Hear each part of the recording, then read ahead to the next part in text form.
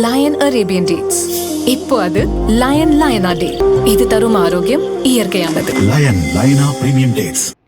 வீத லீடர்ஸ் அமைப்பின் தலைவர் அண்ணாமலை வெளியிட்ட அறிக்கையில் கூறியிருப்பதாவது: 2018 ஆண்டு பிப்ரவரி 16 சுப்ரீம் கோர்ட் வழங்கிய காவிரி நதிநீர் பங்கீடு தொடர்பான தீர்ப்பில் கர்நாடக அரசு காவிரியின் குறுக்கே எந்த ஒரு கட்டமைப்பையும் புதிதாக ஏற்படுத்த காவிரி நதி பாயும் மாநிலங்களான தமிழகம், கேரளா மற்றும் புதுச்சேரியின் ஒப்புதலை பெற வேண்டும் என்று எங்கும் குறிப்பிடப்படவில்லை என ராஜ்யசபாவில் காவிரி நதி தொடர்பாக மத்திய நீர்வளத்துறை அமைச்சகம் அளித்துள்ள பதில் மிகுந்த அதிர்ச்சி அளிக்கிறது.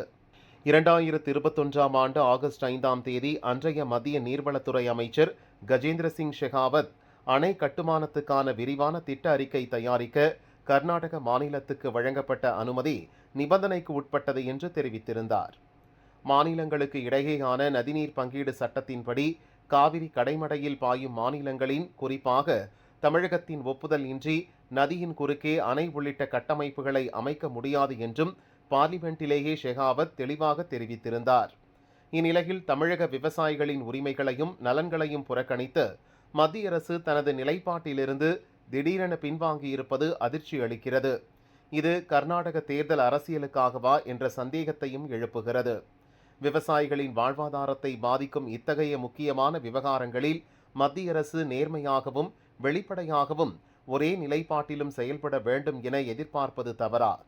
தமிழக மக்களை எளிதாக எடுத்துக்கொள்ள வேண்டாம். தமிழகம் மற்றும் கர்நாடகா ஆகிய இரு சகோதர மாநிலங்களுக்கு இடையேயான நல்லுறவை பாதிக்கும் வகையில் எந்த நடவடிக்கையும் எடுக்கக்கூடாது.